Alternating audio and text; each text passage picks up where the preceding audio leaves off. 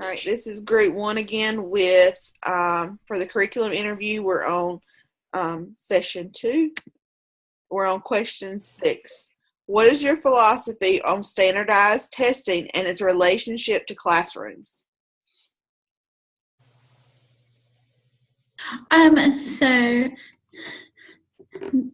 We talked about this is a real interesting question here, and she said she probably would answer it differently depending on her role. But she basically said that she understands the need for accountability with teachers, but there really is probably a better way to assess teacher accountability. However, we have to do it because it's required, so we have to abide by it. But we talked a lot about how if teachers have good relationship with students and they're teaching the content for mastery, not just teaching to the test per se, then students are going to be proficient on any type of state testing. And in addition to that, the teachers need to be experts in their own content and understand it in depth to make sure the students are understanding it as well. And in addition to that, bringing in real life examples, relating it, making connections, and just making sure that the students understand the concept and the why behind the concept. And if all of those things happen, then they should perform well on standardized testing. After speaking with her, it's pretty much goes along with what Allison was saying. She said that she understands the need for it, but she feels like there should be another measure besides the standardized tests to determine teacher accountability, student performance, and all of that. She said now what that method is, she doesn't know because there are always going to be pros and cons and flaws with each method suggested, but there should be more than just one way to measure accountability. Yeah, of course, talking to somebody very high up in the educational hierarchy of things, this is kind of a strange question. Not strange, but just, I guess, kind of difficult because the kind of position they're in. But, when I talked with a curriculum person, it's good to know our strengths and weaknesses with things. It's good to know as teachers and as students, so we know how to target and help kids, get better at what their deficiencies are. Now, are there a lot of things attached to that, like school report cards that don't seem quite fair to how they're graded? Sure. But, if we get down to just not comparing the school itself, but just into the classroom, there are some good things about testing. Also, you talked about if a kid has a bad year in testing, then it's okay. But she looks for more trends that are happening within the student or within the classroom itself. That way, we can see those trends over time, and then you can look and see what are some of the weaknesses of the classroom, of the teacher, the student, or the strengths that you can build upon, rather than saying, well, we're just testing to test and not get anything out of it, just to make kids cry. Yep, that's normally what happens. Or test anxiety. Right. For standardized testing, the curriculum specialist I talked to, she says that she understands the need for it, but her point was, and I never thought about it like this, but they want us to differentiate all year long, but the students are given the same exact test at the end of the year. And they take a test one day of what they learned all year round, and it's not showing what they really know, because they may take a test and it may just be a bad day for them, but they're accountable, and the teachers, are accountable for what they did that one day.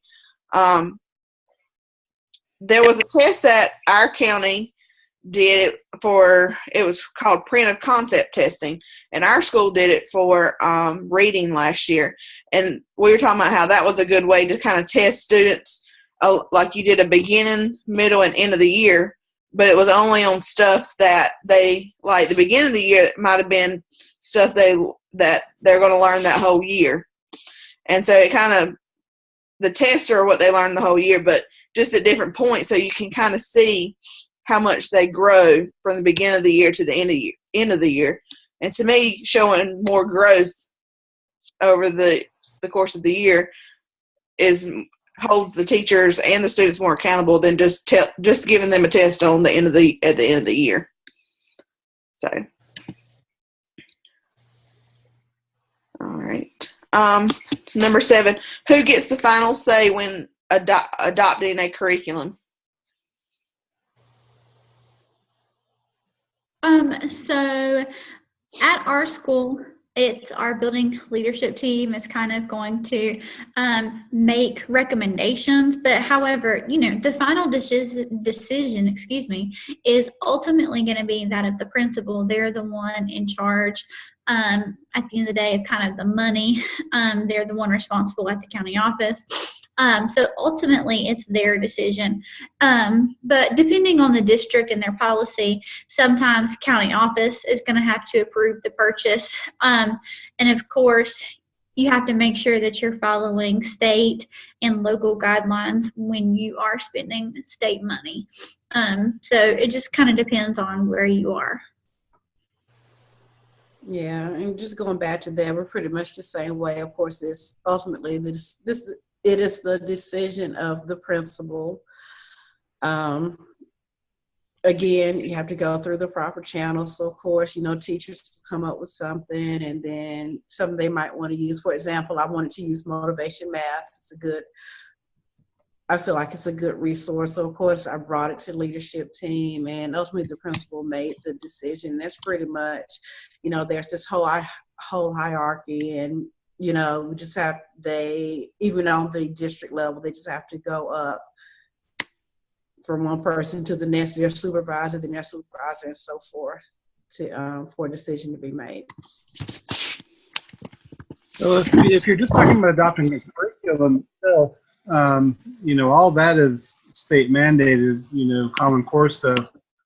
There are certain classes that have leeway with things like AIG, for instance. Like AIG has to learn that grade level of whatever subject it is, but you also have the chance to go above and beyond what you're teaching within your curriculum, or maybe going off a different strand. So you're able to make those decisions for each grade level, for something like AIG in our county, especially. What they usually do is they get together all the grade level, subject level teachers in that area, which are very few because it's AIG, and then they discuss what they want to pull from different different grade levels, or different concepts that they want to kind of extend or refine a little bit with that. So, but as long as you're covering that basic curriculum and making sure that the standards are met, then you can, especially with that group, you can go a little bit further with them. All right. And back to as far as adopting a curriculum, our teachers have input, trying to figure out, the ones that actually test out the curriculum and things like that. But the final say goes to the board and superintendent and assistant superintendent. And then a few more people are involved after the teachers give their input. But it kind of has to go through like our school improvement team, and see if this is something that we want to implement across grade levels and things like that. So it's a long process because, like you said, when it's coming, as far as when the money's coming from the state, you kind of have to make sure it's appropriate for the students. All right. And number 8, can teachers do a trial run of program/curriculum before it is adopted? Yeah, she said, of course you can. She has always asked for samples for teachers to look at of curriculums, and she calls different places to get things that are similar, but they're not exact, and the prices are varied. But she always asks for samples to look at and experiment with before committing to a curriculum or supplies. Yes, and as well with us, she said that they always try to compare. They look at the research behind it, the data behind it, see how other schools have, other states or the districts have done with it, and compare just to see, if this is worth spending our time, money, resources on it. So it's pretty much similar process. That's pretty much it. Just pretty much the same things.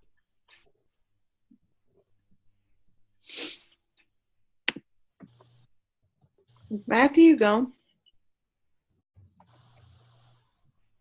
I don't know where he went. I'll go ahead and answer number 8. Maybe he'll be back by the time I'm done. As far as our trial run, like I said before, teachers are invited to a meeting where they kind of hear sales pitch is what she called it, presenting the program to the teachers, and they are different sales representatives, and they can pick a program. Like we just adopted Open Court, if I'm not mistaken, for reading recently this year. And they base their pick on a program, or, they base their pick that is best for the meeting the standards and aligning it to the curriculum as best as they can. And she had talked about they had not really found a program that meets all the needs, and teachers still have to supplement based on the standards that they're required to teach.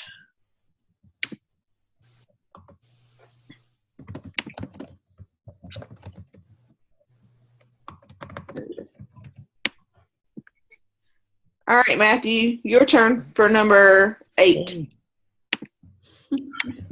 You're waiting around for that one. All right. Let's see.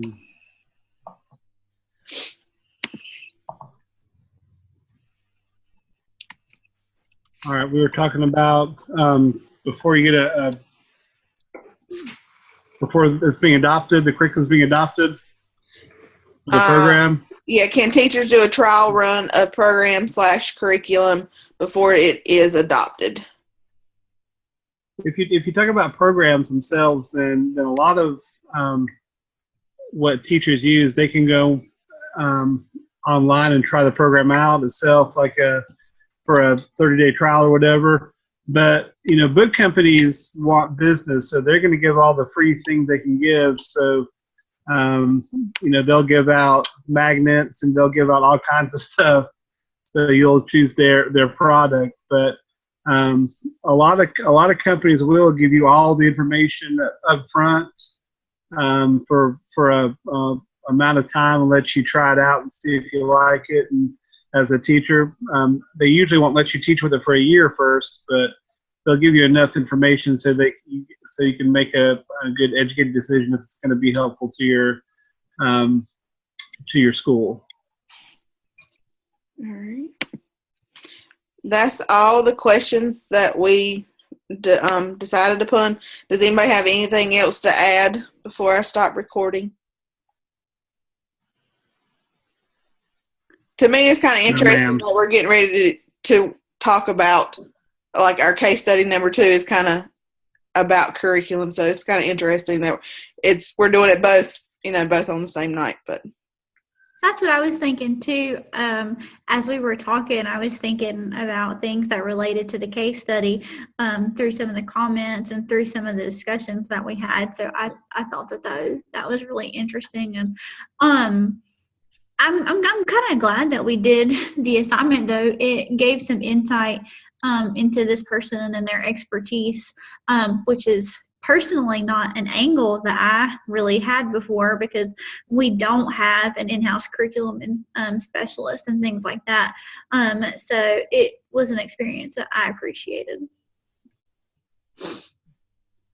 It was just good hearing how other counties or districts, how the similarities between us, and then how some things are sort of, I don't want to say opposite, but just really makes you think about what would happen if all the districts were actually able to come together. If everyone brought their good ideas, how much growth the state of North Carolina would make. Mm-hmm. Or if you went to another county, how would you feel about making those decisions yourselves, or, implementing other programs? Because you always want to think you're in the perfect fit for the kind of teacher you are, but you never really know if you stay in the same place for too long. All righty. Well, that concludes our curriculum interview.